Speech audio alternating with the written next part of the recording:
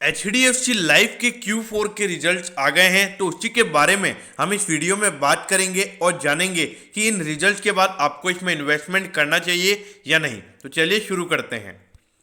तो देखिए, सबसे पहले अगर मैं नेट प्रीमियम इनकम की बात करूं, मतलब जो इनकम यहाँ पे इनको प्रीमियम के फॉर्म में मिलती है, जो ये इंश्योरेंस पॉलिसीज जो इन्होंने नई इंश्योरेंस पॉलिसीज क्रिएट की होती है या फिर जो नॉर्मल जो पॉलिसीज चल रही होती है उनका प्रीमियम इनको मिलता है, तो वो जो टोटल इनको जो प्रीमियम इनकम यहाँ पे मिली है वो है 12,869.55 करोड़, यानी कि 12,869.55 करोड़ की यहाँ पे टोटल नेट इनकम यहाँ पे इनको मिली है। और अगर मैं पिछले क्वार्टर से ये प्रीमियम इनकम इनकी कंपेयर करूं तो इसके अंदर 35% का ग्रोथ हमको यहाँ पे इसकी नेट प्रीमियम इनकम में देखने को मिला है।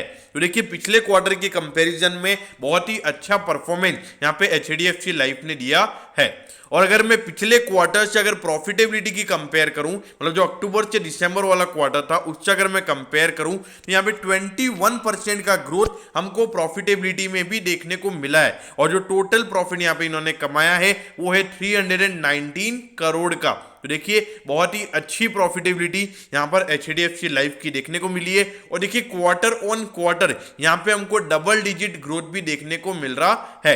देखिए, मेरे ख्याल से बहुत ही अच्छा परफॉर्मेंस ये है। अब उसके बाद अगर मैं नेट प्रीमियम इनकम की वाई मतलब जो पिछले साल का जनवरी से मार्च वाला क्वार्टर था, अगर मैं उससे कंपेयर करूं तो वहां पर भी हमको 22% का ग्रोथ यहां पर भी देखने को मिलता है। मतलब जो पिछले साल का जनवरी से मार्च वाला क्वार्टर था उससे अगर हम कंपेयर करेंगे तो उसके कंपैरिजन में भी 22% का यहां पे प्रीमियम इनकम बढ़ता हुआ नजर आया है। और जो टोटल इनकम है वो वही रहेगी जो पूरे क्वार्टर में थी। अब इसके बाद अगर मैं यहाँ पे टोटल प्रॉफिट की बात करूं, मतलब पिछले साल के जनवरी से मार्च वाले क्वार्टर से अगर हम कंपेयर करेंगे तो यहाँ पे प्रॉफिट ज्यादा नहीं बढ़ा है, वो सिर्फ 2% ही यहाँ पर हमको बढ़ता हुआ नजर आया है। और जो टोटल प्रॉफिट यहाँ पे इन्होंने कमाया है वो है 319 करोड़ इस क्वार्टर के अंदर। तो देखा जाए तो अगर हम क्वार्टर ऑन क्वार्टर यहां पर बात करेंगे तो परफॉर्मेंस बहुत ही अच्छा है, लेकिन अगर हम ईयर ऑन ईयर बात करेंगे तो परफॉर्मेंस इतना अच्छा नजर नहीं आता है। लेकिन देखिए, पिछले साल एक अलग सिचुएशन थी, अभी एक अलग सिचुएशन है, तो हमको सिचुएशन के हिसाब से यहाँ पे चीजें समझनी होंगी। देखिए, जो नेट प्रीमियम इनकम है वो यहाँ पे अगर 22% बढ़ रही है, मेरे ख्याल से business is really doing good. और यहाँ पे शेयर होल्डर्स के लिए बता दूं कि यहाँ पे 2.02 रुपीज का यहाँ पे इन्होंने डिविडेंड डिक्लेयर किया है। मतलब अगर आपके पास 10 शेयर है तो आपको 20 रुपए 20 पैसे का डिविडेंड मिलेगा। अब यहां पर अगर देखेंगे तो एक लार्ज कैप कंपनी है, 1,38,000 करोड़ के लगभग का मार्केट कैप है। तो अगर आप देखोगे ये इंडस्ट्री के प्राइस टू अर्निंग के कंपैरिजन में आपको महंगे वैल्यूएशन पर मिल रहा है। लेकिन देखिए, HDFC ग्रुप से बिलोंग करता है तो ये तो पक्की बात है कि ये आपको हमेशा प्रीमियम वैल्यूएशन पर ही मिलने वाला है और आपको हमेशा प्रीमियम वैल्यूएशन पर ही इसको खरीदना है। और अगर प्राइस टू रेशियो की बात करें तो 20 टाइम्स के लगभग ये शेयर अभी ट्रेड हो रहा है। देखिए, मेरे ख्याल से जो लाइफ इंश्योरेंस की जो कंपनीज हैं, मेरे ख्याल से ये कंपनीज आपको हमेशा प्रीमियम वैल्यूएशन पर ही ट्रेड होने वाली हैं, क्योंकि एक लाइफ इंश्योरेंस अगर देखा जाए जीवन मतलब जितने भी लोग हैं उनके लिए बहुत ही जरूरी चीज है। तो देखा जाए ये धंधा कभी भी मुझे बंद होता हुआ नजर नहीं आता है।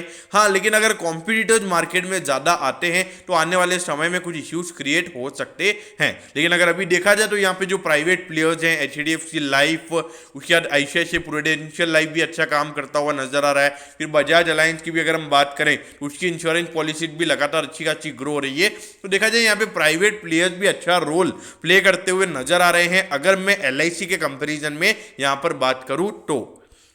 अब उसके बाद अगर देखा जाए तो पिछले साल यहाँ पे रेवेन्यू गिर गया था, लेकिन इस बार अच्छा खासा रेवेन्यू ग्रोथ हमको देखने को मिला है। और अगर प्रॉफिटेबिलिटी की भी बात करें तो इस बार प्रॉफिटेबिलिटी भी थोड़ी खासी अच्छी खासी बड़ी है।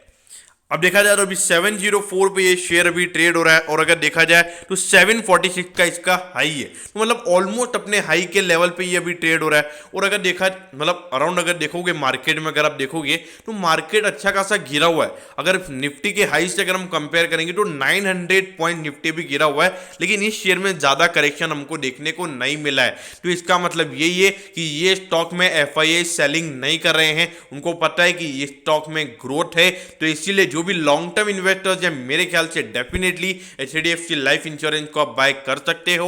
और हाँ, जो शॉर्ट टर्म इन्वेस्टर्स हैं मेरे ख्याल से उनको भी यहाँ पे लगभग 750 या 800 मई एंड तक आता हुआ नजर आ सकता है। और जिन लोगों ने पहले से इन्वेस्ट किया हुआ है मेरे ख्याल से बने रहिए, कोई भी इश्यू वाली बात नहीं है, क्योंकि जो हमको एट दी एंड जो प्रीमियम इनकम रहती है जिसमें जो हमको 22% का ग्रोथ अभी देखने को मिल रहा है, जो कि बता रहा है कि नए इंश्योरेंस पॉलिसीज यहां पर बनते हुए नजर आ रहे हैं और जो रिन्यूअल इनकम है वो भी अच्छी खासी यहां पर बढ़ती हुई नजर आ रही है।